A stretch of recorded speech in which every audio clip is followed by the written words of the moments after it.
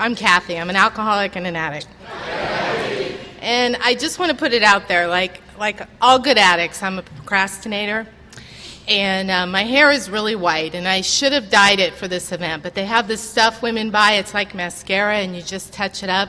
So if I start sweating and the black lines start to come down, if it starts to melt, let me know. Just give me the sign, because it's possible that can happen. What an honor to be here today. I mean, I look at all you people and I think of so many of you I would love to have up here and hear your story.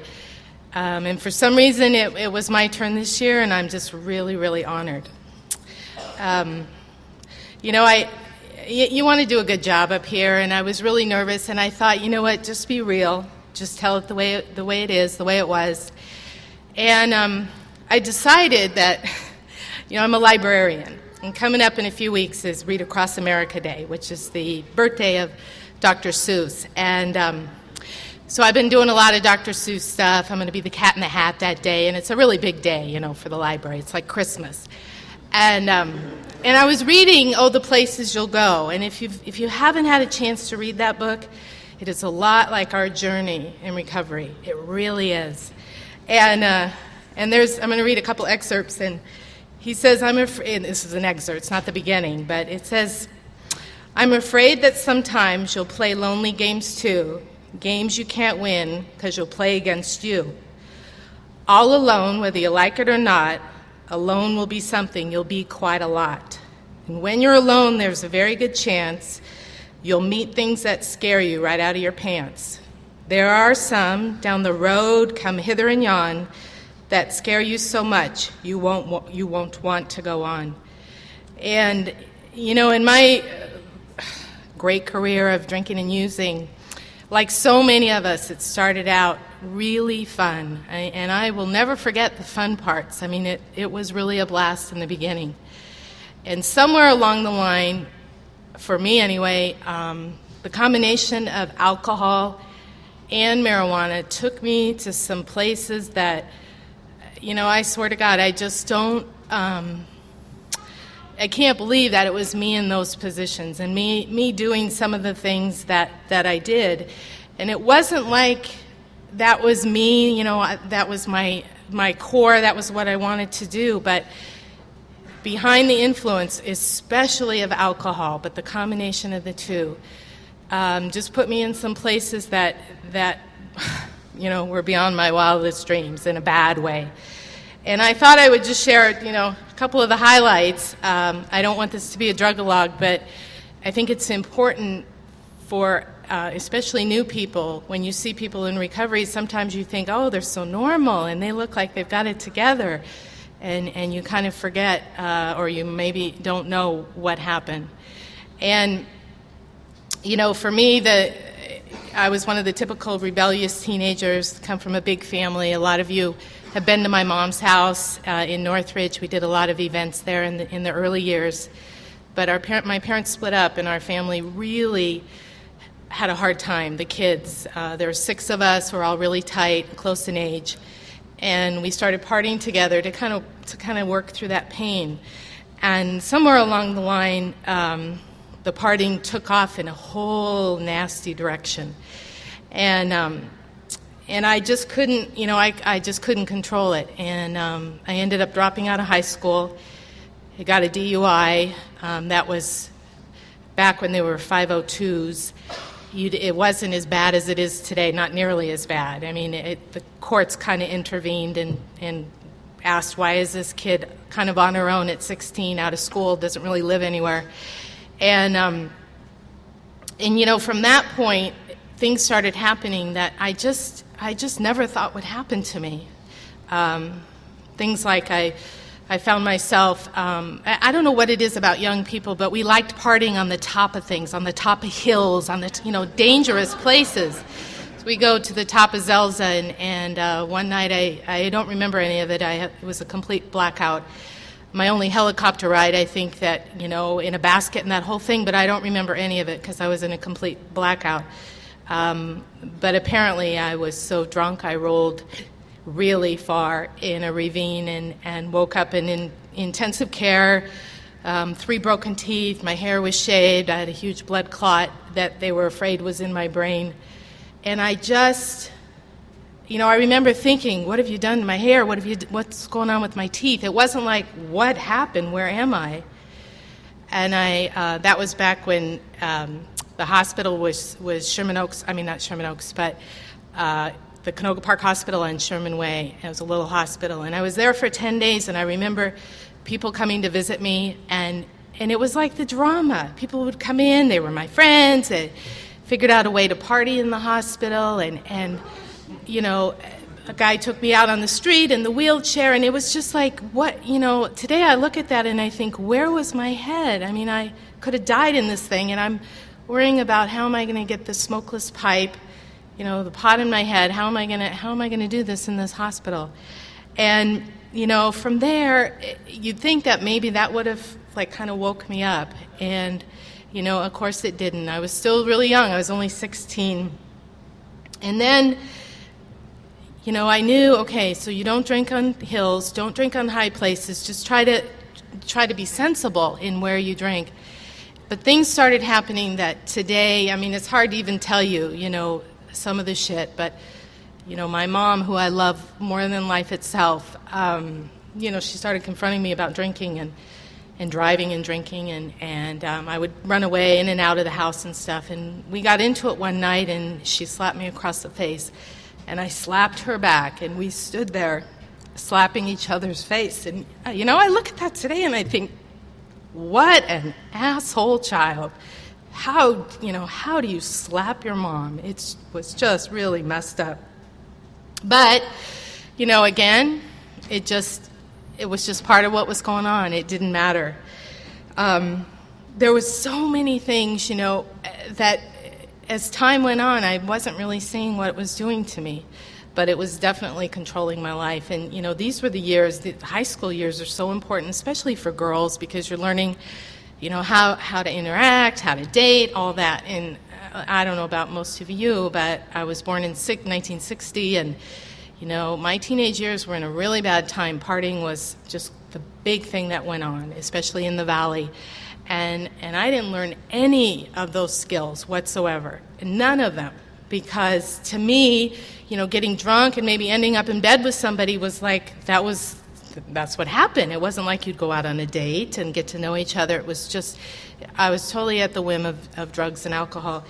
And, as time went on, I was working, and I worked in a bank, and, I was writing bad checks. It was just, I led such a double life. It was really, I look back on it today and I think, God, the energy it took to keep up that kind of life, to be just a total pothead at home and doing everything I could to keep the habit going, but to also be working and trying to make it look like I had it all together.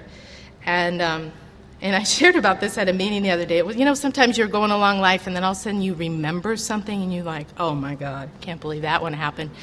But there was a man at work who was definitely part of the mafia, and he kept a lot of money in his safe deposit box. And all of us at the bank knew it. And I was coming up on a vacation, and I needed some pot. And I decided that I was just going to ask him on the way to taking him to a safe deposit box that if he could lend me a little money. And, this guy, seriously, and, the thing is, it was funny because Mike C. yesterday in his workshop, he talked about your logic is just so warped when you're using. It's so self-centered. And to me, he was a means to what I needed. I knew he had money. It was right there. It didn't matter that I was a bank employee and he was a customer. And I asked him, and I remember he looked at me kind of funny, and he said, I'll lend it to you, but if you don't pay me back, there'll be interest. And I said, don't worry, I'll pay you back. And I took that week off. I remember I bought a lot of pot. I never got dressed the entire week. I just got high. I didn't answer the phone. I didn't answer the door. And someone yesterday, I think it was Susan, we were talking about isolation, and she said, paranoia. She said, were you ever paranoid? And I said, no, it was just isolation. And then I thought, well, wait a minute, if you don't answer your door, you don't answer your phone, there had to be some paranoia. But for me, it was just, that's what I did. That's what I did. And you know, I look at that today and I think that was some really sick thinking, but it didn't seem sick at the time. And I think that's the thing about our disease is that whatever starts to manifest in our lives, there's a way that we kind of think, well, that's just the way I am. This is the way I prefer to live. And you know, it just got worse. It just got worse. And you know, as a woman, this one's hard, but as a woman, you know, sometimes the places you wake up can be pretty eye-opening. And there was one time I went to visit my dad, and his friends partied a lot, and we partied. I can't tell you what happened. I just remember drinking, and I woke up in bed between these two people who were much older than me, with fully dressed, with cowboy boots on under the covers. And I remember looking back and forth thinking, what am I doing here? And why the hell do I have cowboy boots on? And what the hell? Where's my dad? And you know, it's funny because the memories, they just kind of dissolve. Like, you don't really remember what happened. You know how blackouts were. It's just like, here I am, and shit, what happened? And I don't think it was anything inappropriate, but it was a very strange way to wake up. And you know, and even then I just thought, so you know, just take it easy, don't drink so much. Another night I came home and I was in a blackout, and I'm not sure what happened, but I woke up to a knocking, and this man was getting ready to go to work, and there I was in the back seat of his car sleeping. And he said, really in a really mean voice, he said, "Do you always sleep in strange people's cars?" And he was right around the corner from my house. But, you know, I don't remember getting there, but I remember I needed probably some warmth, and I found a car. And I remember just scurrying away, and I felt like a cockroach, just lower than life. I mean, lower than the lowest form of life. And, you know, but even then, it didn't stop. And finally, when I was 23, I got sober in October 21st, 1983, and I drank one more time and changed my sobriety date to 3 years later. But that night, October 21st, 1983, was the night that I will never ever forget. And you know, it was like it was last night. I think all of us, you know, when we hit our bottom, when we really surrender, that night, that memory, that day, whatever it was, will never leave us. And I'm not like a suicidal type person. I'm just not that way. But that night, I had switched jobs, so the money wasn't coming in, and I was just freaking out. I just did not know how I was going to get money to get high. And you know, I know today that was God's way of making the bottom happen. And I just couldn't finagle it anymore. And I was driving my car, and some of you might know the 118, Simi Valley going east, and I don't even know what I was doing out there, but I remember just crying, and just that feeling of I cannot go on, but I cannot imagine ever changing the way I live. It's the worst place to be, and I know a lot of you know what I'm talking about. It's like, I can't do this anymore, but God, I can't live sober. What the hell would that look like? Well, my life is over if I'm sober, but it's over if I'm not sober, and it's just the worst place to be.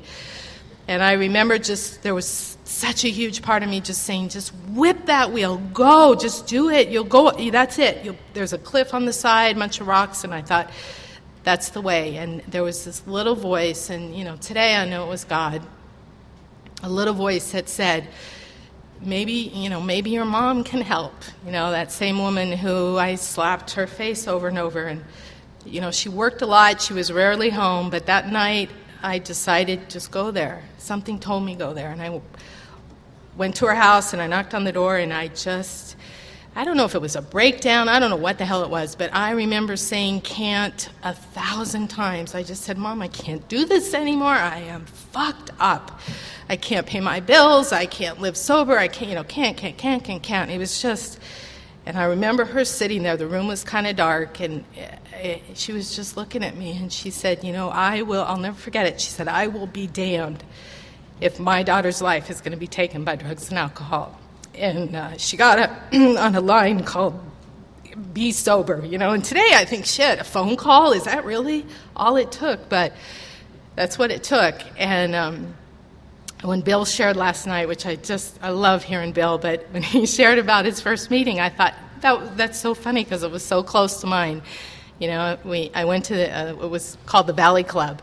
It's on Lindley in the Valley, and I was it was that same night, and they had told me where to go, and so I got in my car and I went over there and I couldn't find it. It's just a little strip mall. I mean, anyone could find it, but I couldn't find it. And I remember calling on the telephone. They had a payphone. This was way before cell phones and all that. And I was calling and I was crying. I said, I can't find it. And I remember the lady said, honey, just turn your head and look up. And sure enough, the Valley Club is huge. But I was looking for numbers, you know. I didn't see, and anyway. So that was my first night, and you know, it's funny because you're just so narrow-minded when you are. And anyway, there was a woman there that had 2 years, and I know this sounds ridiculous, but I thought she was lying. I thought she was saying she had 2 years so that she would let me know that you could get 2 years and that I would come back. And I didn't know anything that was going on. I didn't understand what they were talking about. I just knew that they looked happy. You know, they looked like they didn't have that monkey on their back. And I continued to go, and you know, every day I remember, and I share about this all the time, but it was so important to me because I didn't know how a sober person lived, and I certainly didn't know, you know, how to be a sober woman and to try to be graceful and to learn how to live, you know, on life's terms. And so I would listen so intently on what sober people do. Like I was like, forget all these cliches. Just tell me what the hell you do. Like, what do you do when you get home from work? What does a sober person do?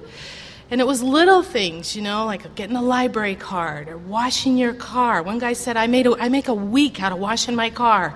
I do it like one tire at a time. And I remember thinking, wow, I have a car. I could wash it.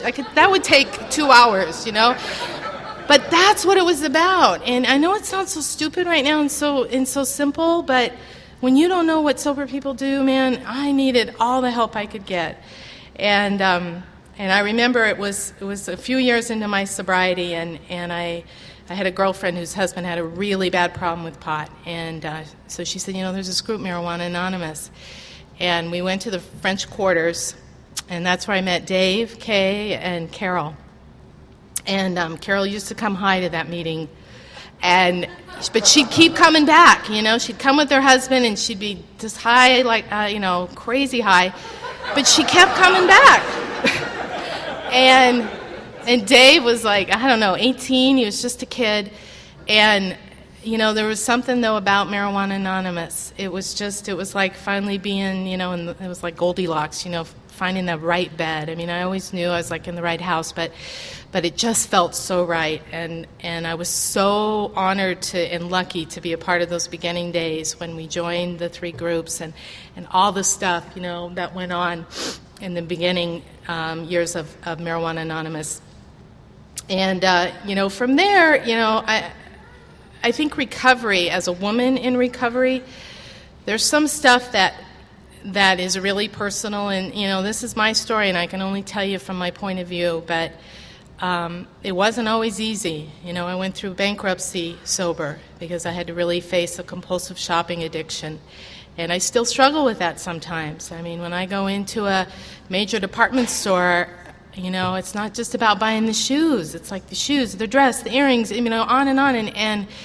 But, you know, today I'm, like, much more aware of that. And I have a husband who, you know, he's, like, keeps me in check with that because we have a deal. You know, there's a certain amount of money that we can spend on our own, and anything over that, we got to talk to each other. So he really keeps me in check. But there's, you know, it's not like you get sober and then everything's perfect. You know, this addiction that I have pops up in a lot of different ways, and it still does today. You know, I'm in another 12-step program about food, OA, and I'm telling you, that's a hard one to kick because you got to eat 3 times a day. But this is MA, and I'm going to stick to MA because that's a whole other story. But you know, as a woman in recovery, a lot of shit happened, especially in those beginning years, and it was a wonderful time, but it was also a time that It's amazing that I stayed sober. I was engaged to be married to a man who I loved dearly, and George B. was a part of that time, and he was happily married for 13 years, and I started to have all these weird feelings for him, and I was engaged to be married in a few months, and I just didn't know what to do. And so I confronted him and told him my feelings. And, today I know, it was fate that we ended up together and we've been happily married and it's been a lot of years. But today I know if I was in that same situation, I would tell another woman, I would tell my mother, I would tell anybody except the married man. Because it's not cool. It's not what a woman's supposed to do, You just don't do that. And, but I did, and, I ended up getting my way, I guess. I don't know. I make light of it, but, we'll spend the rest of our lives making amends to the people we hurt over that. And, just a side note, though, his ex-wife is happily married, running a restaurant in Australia. So, I guess it worked out good for her. But there was some horrendous times. And, they say don't get involved with people in those first few months, and there's a reason for that, because it will just mess you up. It's so easy to focus on your emotions. And anyway, in recovery, so what's different? I think the bottom line, no matter what you walk through, the death of a parent, the death of a child, the worst shit you could ever imagine, if you don't drink or use, no matter what, you won't get high. And that's the thing that I learned in recovery. That is the number one rule. And for me, about 4 years ago, I really started, not just screwing around with prayer and meditation, but being diligent about it. And that completely changed my life. Because there's this great saying, may the God in me see the God in you. And when I do my prayer and meditation in the morning, I see that God so much clearer. And when I don't, I just don't have the patience that I normally do. I work with kids, and I used to have a much better job, much higher paying. Right now I make what is actually below the poverty line, but it is the happiest I've ever been, because I'm doing what I'm supposed to do. And I think with all of us, when we get sober, there's a huge plan, way bigger than we could ever imagine. And the plan for each of us, has to do with the number one rule, which is in order for you to see that plan, you got to be clear-headed. And I have no doubt that, we're the chosen people. We have gotten the chance. There's so many people from those early days that it's like they disappeared in thin air. And I hope they're sober somewhere, but, the chances are that probably at least half of them are out there. At least half of them didn't make it. Probably more than that. And, and that's the thing that we got to remember. Is not that this is a struggle, not that this is a tough way of life, not that this, living life on life's terms can sometimes be really hard. But the rewards are beyond what I could ever imagine. And, I remember my first sponsor, she said to me, I want you to write a list of things that when you're first sober, write a list of things that you think that you want in your life. And I remember thinking, oh, that sounds stupid, but I will do it. So I made a list, and it was simple things like, a real chair, maybe a piece of furniture that was made of wood and not cinder blocks and stuff like that. And I remember standing in a store window at a furniture store. It was near the Hole in the Sky, which I went to quite a bit in the valley. And there was this living room, just a table for your living room. And I remember looking at it thinking, will I ever have something like that? And today, George and I own a home, and, with the bank we own the home, and we have, I have a car to drive, and I look at what I thought would never happen, and it is so far beyond what would happen. And it's not just material stuff, it's the way I feel inside, to be able to have friends in recovery that I know would do anything for me. Patricia and I are in a women's group that has been meeting since 1996, once a month. And, these women are just incredible women. And every single one of them I met either in this program or through their husbands. And it's, we come in here and we just don't know what is going to happen. We have no idea what this road will look like. I had no idea. I seriously thought my life was over, but I was willing to live a completely boring, dead life rather than having that monkey on my back every day. I just couldn't live like that anymore. And every day, as I got to be a little bit closer to who I really am and who God made me to be, I started to see things opening up, starting to see things happen that I just thought, wow, this is incredible. And I see that with people that come into the program, people whose eyes are just a mess, and you start to see them later and their eyes start clearing up. And, each of us work our own program. Each of us, maybe it's a lot of meetings, maybe it's keeping in contact with people, maybe it's doing prayer and meditation, whatever it is, but it's got to be something. It's got to be something that you do on a regular basis.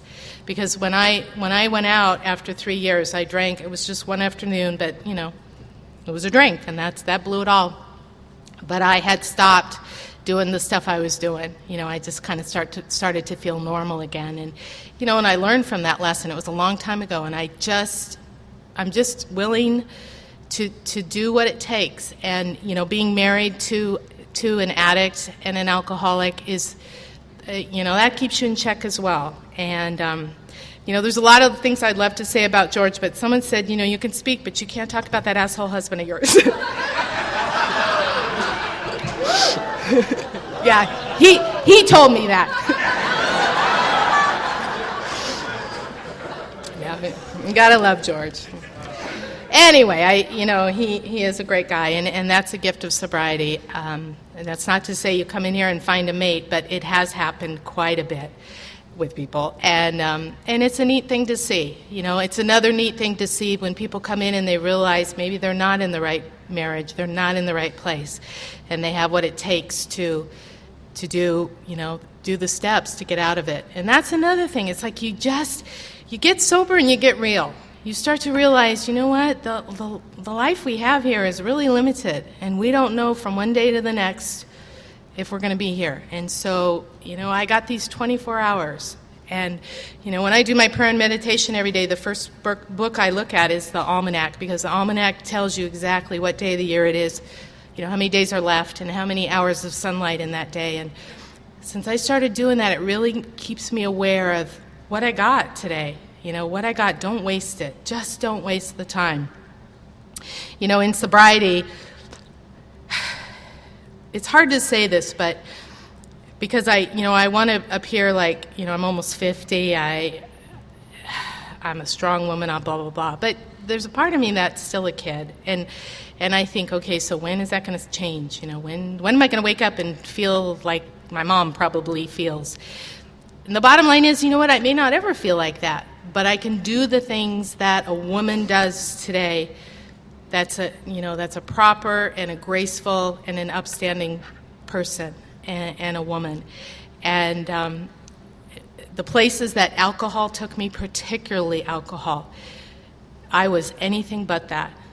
And the guys that I chose to hang around with today, and I'm not exaggerating, they are either dead, they're either sober, or they are so whacked out that, you see them outside of 7-Eleven begging for money. There's nobody that's still partying at the level we did. Nobody. And that's a true testament to getting old and drinking and using. It doesn't work. Eventually, something's going to happen. And, for us, what a gift. In Patricia's workshop yesterday, she talked about getting power from God and from our own behavior. And when she said that, it totally struck me, because it's like every time we do something good, it makes it easier to do it good again, and you just get stronger and stronger and stronger. And, for the people that are really new, like in their first few months, I'll kid you not, a lot of being sober has to do with getting used to being sober. Like every day, you get a little bit more used to it, because at first you're like, who is this person? What is this world? What am I doing? And, it gets better. We get used to it, and then the miracles start to happen. But, sometimes it's slow. Sometimes, we have a lot of wreckage, and sometimes cleaning it up, you think, oh my God, what have I done? I just got to use again because this isn't worth it. But you just hang in there. You hang in there. I lost my dad in sobriety to cancer, pancreatic cancer. Hardest thing, really hard thing to walk through. But it was, on the other hand, it was the most beautiful time of my life, and I'm telling you, if I was drinking or using, there is no way that I would have taken that approach.